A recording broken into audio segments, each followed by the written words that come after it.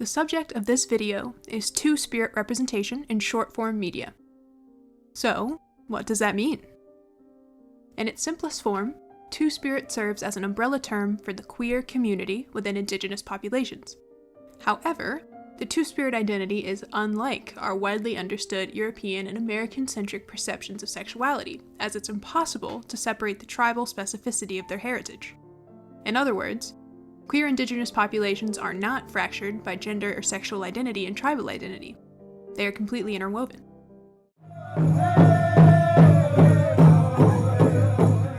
There's a saying that we say we don't throw our people away. People who are born differently, whether mentally, physically, emotionally, whatever, were considered sacred or holy people. There was a reason why the Creator made them different. So historically, traditionally, two-spirit people were viewed as very special people. These are 3 feature-length films united in their depictions of two-spirit characters or relationships. Big Eden follows Harry, a two-spirit artist living in New York who has to return to his tribal hometown after his grandfather falls ill. Johnny Grey Eyes is a jail-based drama about the title character finding love in the place she least expects it. The Business of Fancy Dancing explores a two-spirit man's reflections on his life, identity, and relationships as he returns home for a funeral. These 3 films are some of the earliest full-length films that focus on queer Indigenous protagonists. While they are all excellent films, they subconsciously separate the queer and tribal identities of the two-spirit characters. Scholar Lisa Tatanetti says, "I argue that the theme of division, in which Indigenous affiliations with tribe and nation are split from expressions of queer sexuality, demonstrates how contemporary representations of two-spirit identities in narrative film continue to mirror the ongoing legacy of settler colonialism." Despite this, they are astounding in their unflinching depictions of two-spirit and Indigenous people. This trait of separation is also seen in many early narrative short films. Many of these films were created in the 90s and early 2000s, which is right after the AIDS crisis swept the nation. It is therefore unsurprising that this trauma and anxiety presents itself in the visual depictions that follow. The number of two-spirit short films far outweighs that of features. Therefore, there is a much more diverse array of genres, trends, and visual responses to the two-spirit identity. In addition to narrative short films, we also see an abundance of documentary-based shorts. A spiritual elder willing to be a mentor and a guide to me. His name was Old Man. And finally I came out one day to him and I said, I have these attractions for women and I don't know what to do with them. And he said, you are a two-spirit person. That I was gifted with a male spirit and a female spirit. J'ai fait mon coming out dans ma communauté. Pour moi, ça n'a pas été facile avec mon père, mais je doute que ça diminue peu à peu la situation vu que j'avouais à mes parents qui j'étais vraiment. Ma mère, elle, c'était correct.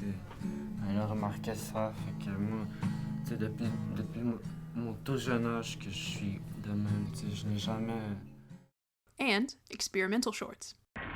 Well, the people that I'm familiar with now, certainly seems to be a very high percentage of them in the creative fields. I think part of being different is the whole point of being different. In other words, you don't feel as though you have to do logging because that's what everybody in your family's done for the last 3 generations. It's the thought that you can do video taping or that you can do television or radio or create something new in terms of art.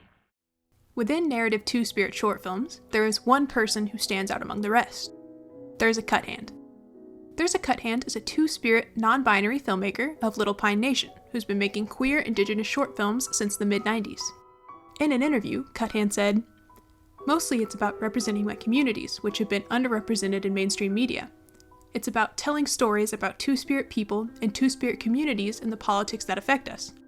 We've been really underrepresented because we're such a small demographic, so it's been my life's work to push against that and prove that people are interested in our stories." One of her most poignant films is two-spiritdreamcatcher.com.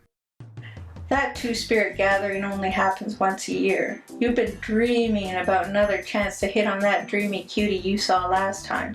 Wait no more. Two-spiritdreamcatcher.com is the place to meet Indigenous hotties from all over the globe to start meaningful relationships. As she's been making films for over 20 years, the progression of two-spirit trends in filmmaking is visible throughout her catalog. And this film is a perfect example of what current two-spirit representation is about.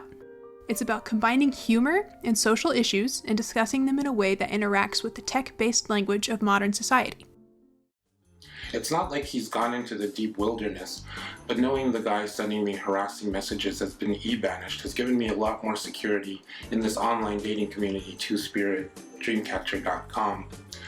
It's been great to not to have to avoid my inboxes or avoid the site, because it actually allowed me to receive a sweet message from my current honey, Jackson. Thanks, two-spiritdreamcatcher.com. Cuthand's work also encompasses physical and mental illnesses, using pop culture as a language for minorities, and the plight of being a queer high schooler. Yeah, you think it's cool to be a lesbian. You're just trying to be trendy. Anyway, you're too young to know. I don't need this. You're ageist, bitch. Hey!